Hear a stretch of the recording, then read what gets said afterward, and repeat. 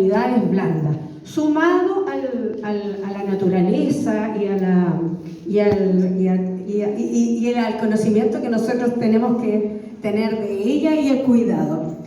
Y me refiero a las emociones porque el arma más poderosa de la humanidad es el miedo.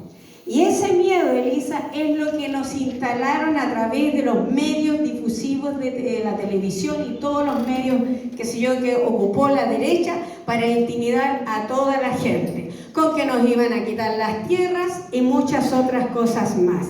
Y el resultado fue lo que nosotros ya sabemos. Entonces creo que es una tarea para el Colegio de Profesoras y Profesores de Chile y de todas nosotras y nosotros, es precisamente abogar por un cambio en los planes y programas de Chile en el desarrollo de las habilidades blandas, en el desarrollo de la emocionalidad, para que el miedo no sea instalado tan fácilmente en las personas. Creo que ahí nosotros como Colegio de Profesores tenemos que hacer una gran tarea. Y eso, por supuesto, lo vimos reflejado post-pandemia, donde se agudizó la violencia que hoy en día tenemos muy recalcada en las escuelas, una violencia brutal, sobre todo en los establecimientos educacionales con las y los niños, y en contra también de las y los profesores. Así que yo creo que eso. Muchas gracias a Elisa y a trabajar para que hagamos los cambios en ese sentido.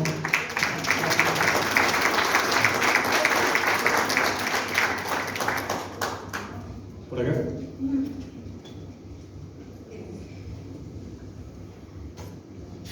Bueno, buenas tardes ya. Yo soy de RENAICO, representante, y me gustaría aportar que en el sistema educativo en Chile es necesario incorporar desde la prebásica hasta la universidad, si queremos hacer un cambio de verdad en la educación, y que se refiere a la educación en valores. Y eso es muy importante, empezando por el hogar. Y eso tiene que estar en cada asignatura. Como les digo, el respeto es básico. Y desde ahí se sigue en los cimientos como debe ser en una casa.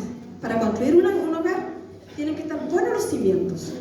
Y por lo tanto, si queremos que Chile sea un país de verdad engrandecido, tenemos que aportar nosotros, como profesores, a una educación integral. Esa es mi apuesta. Vamos a una persona más nomás, porque tenemos que ir a los talleres y se nos viene la hora del almuerzo, ¿ya? Solo por eso. Solo por eso. ¡Ah, qué difícil! Que hay mucha gente. ¿Ah? Sí, lo que pasa es que hay harta actividad. ¿Sí? Entonces no hacemos los talleres. Bueno, almorzamos más tarde. Pero tratemos de hacer preguntas y ya. Eso.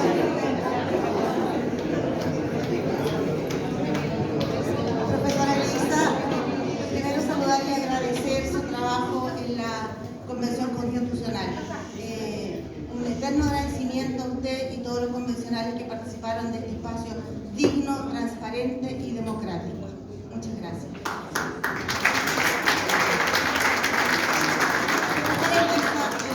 Una consulta, y no sé si tiene usted la respuesta o puede entregar una opinión, pero nosotros somos parte de un boletín que se trabaja acá en la región en temas de educación, que se llama Boletín Gabriela Mistral.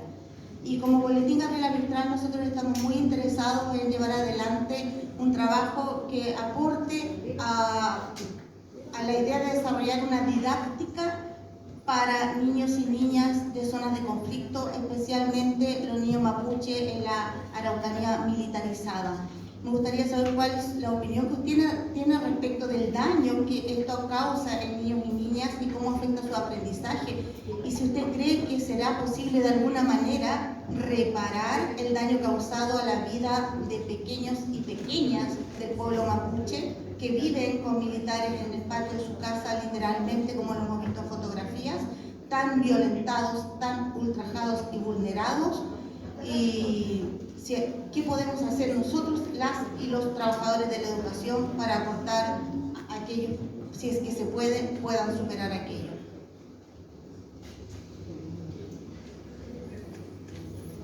Bueno, otra pregunta y después acá la colega. Mi nombre es Betty Viveros y quiero hacer una pregunta que tiene que ver con algo que usted nos dijo. ¿Cómo instalar? Mi pregunta es ¿cómo instalar diálogos epistemológicos en los docentes?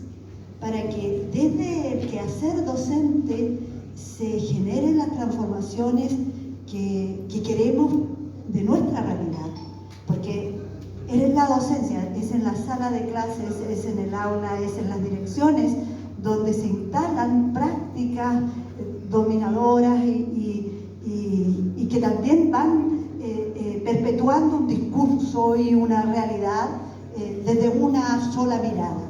¿Cómo hacer esa instalación de esos diálogos que sean más integradores, que realmente sean mucho más amplios y que consideren todas las miradas posibles, o la mayoría de las miradas posibles? Esa es mi pregunta. Voy a responder estas dos y después continuamos. Bueno, respecto a las dos intervenciones que me hicieron las colegas acá sobre la necesidad de una educación en valores y sobre el tema también del miedo, quisiera no dejar pasar ese tema y conectarlo con lo que es la mirada pluralista de lo que debe ser el conocimiento. Recuerden ustedes que hay un filósofo que dijo que pienso y luego existo. ¿Quién fue ese? Bueno, esa filosofía nos focalizó en la racionalidad del ser humano, donde la razón era lo más importante. Entonces, cuando hoy día decimos hace falta una educación emocional, ahí viene, ¿por qué nos focalizamos siempre en las habilidades más intelectivas que en las blandas? Ahora hay otros que dicen siento y luego existo, porque efectivamente somos seres que sentimos, que pensamos y somos más que eso. Entonces, no podemos seguir repitiendo la misma historia.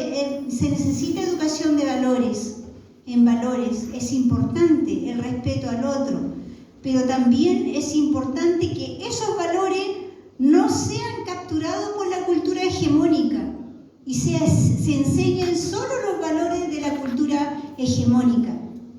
Tuve el privilegio yo de conversar con Edgar Morin. Algunos de ustedes lo han leído. Un filósofo, sí, francés, que habla de la teoría de la complejidad. Tiene 101 años y yo estuve en una conferencia con él.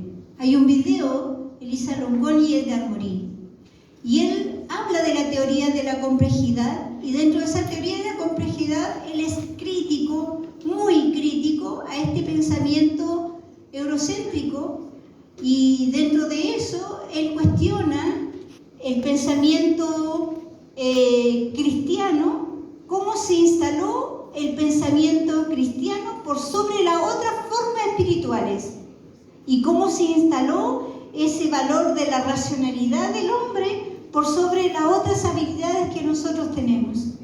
El pensamiento complejo significa asumirnos que tenemos diversidades instaladas en nosotros mismos y instaladas en la diversidad cultural, en las territoriales. Entonces, cuando los profesores necesitamos profundizar la crisis en que nos encontramos, necesitamos enriquecernos de miradas pluralistas para poder ampliar la visión del ser humano, la visión de nuestra sociedad, pero haciéndonos cargo de esta crisis generalizada que tenemos. O sea, yo no concibo una educación de valores sin que se enseñe el valor y el respeto por la naturaleza. Sería repetir lo mismo si nuevamente nos focalizamos nosotros los seres humanos, los únicos seres vivientes que habitamos aquí en la Tierra? Hay otras inteligencias, las mismas plantas tienen una manera de conexión a través de sus raíces, las mismas flores tienen una manera de comunicarse. Necesitamos todos esos saberes, esa valoración para instalar una cultura de convivencia armónica entre nosotros y con la naturaleza. En la misma dirección, frente a la pregunta ¿qué hacer si es posible una didáctica contra la violencia militar estatal dentro de las comunidades mapuche? Yo he sido muy crítica a cómo se está llevando la política en este momento. Y mi crítica va en la militarización, porque hay que hacer el recorrido desde la historia. A nosotros se nos conquistó militarmente por los que llegaron los conquistadores españoles.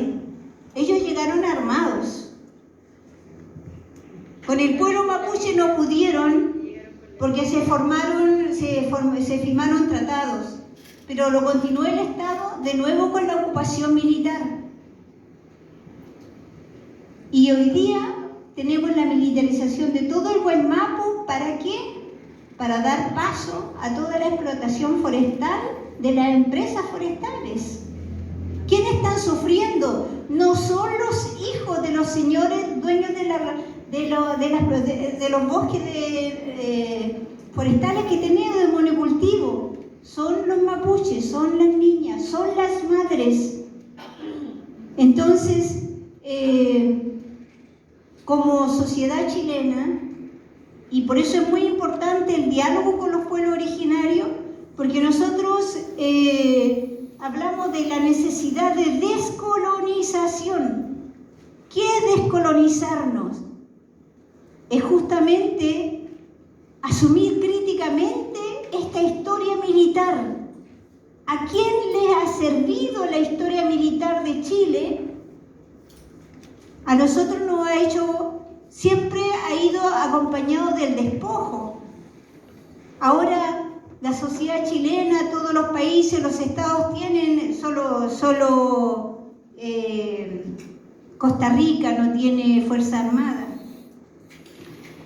Pero un estado que resuelve, y yo no estoy criticando la existencia de la Fuerza Armada, que quede muy claro, no estoy criticando la presencia de carabineros.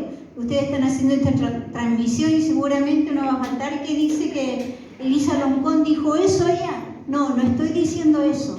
Lo que estoy diciendo que la problemática que tenemos en el Guaymapu es política. Y no es que lo diga Elisa Loncón, lo ha dicho muchas veces Huenchumilla, lo han dicho muchas veces otras personas en la política. ¿Y por qué no se le da una solución política? Porque sigue siendo colonialismo. Entonces, la presencia de la Fuerza Armada tiene que ver con el colonialismo. No es cierto que haya terminado con la colonia cuando Chile se independizó. Eso sigue estando hoy día. Entonces, ¿de qué manera trabajamos con los niños afectados? Hay formas importantes que el profesor desde su condición humana hace,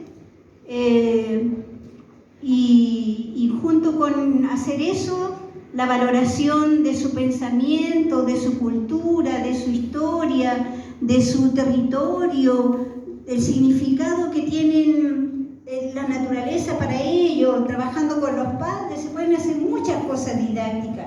Este mismo cuento que yo le conté, Sunepeu, nosotros tenemos una forma de educación propia. En esa forma de educación propia, uno se aprende a vivir y ser mapuche. Yo aprendí a vivir y ser mapuche en mi familia, con mi gente. Y aprendí la forma de ser chilena a través de la escuela, a través de la formación académica universitaria. Y no estoy peleada con ninguna de las dos cosas. Puedo ser una, puedo ser la otra, y esa es mi riqueza.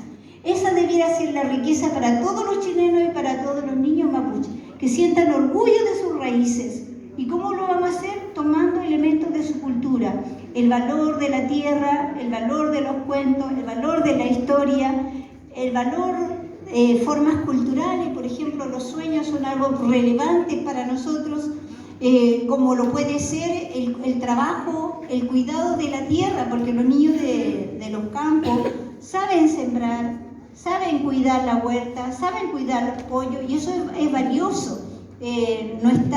Ellos contribuyen a esa pequeña economía que existe en la familia y en la comunidad. Entonces, didácticamente se puede hacer un trabajo muy bonito con esos niños.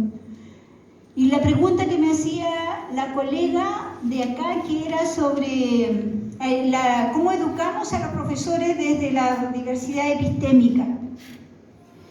Es bonito porque fíjese que ahora no estamos solos. Antes, yo vengo de mucho tiempo en la historia de lucha mapuche, en los años 90, participé del proceso de la creación de la bandera y ahí fuimos acusados de asociación ilícita y de usurpación de tierra. Yo no caí presa, pero 144 mapuches fueron condenados por asociación ilícita, y lo ilícito era tener una bandera. Después, 12 años después, en 2012, la bandera fue oficial. Entonces, en esa historia estábamos solos. De repente teníamos algunos compañeros de la sociedad chilena que nos acompañaban y los calificaban como hippie. Después del 92 aparece dentro de las ciencias sociales pensamientos pluridiversos en toda Latinoamérica.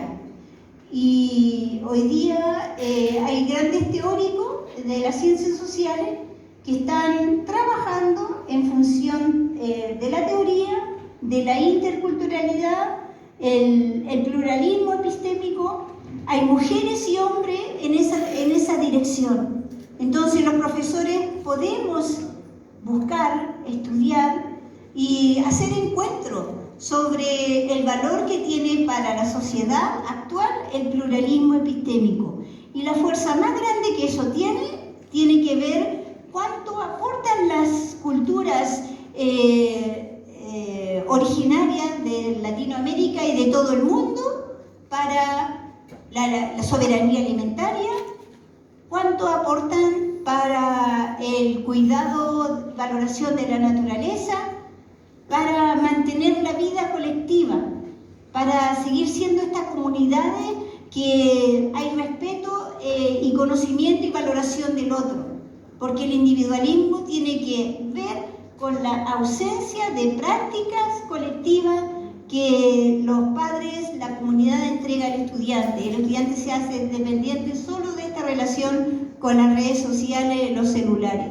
Entonces es un tiempo bonito que tenemos. Yo le insto a ustedes a buscar esas relaciones, a hacer esos cursos, a hacer esas charlas, y así aprendemos entre todos, porque cada uno de ustedes también viene de un territorio y de una historia, y un profesor con su historia y sus territorios también tiene mucho que aportar a la historia de transformaciones que vive este país.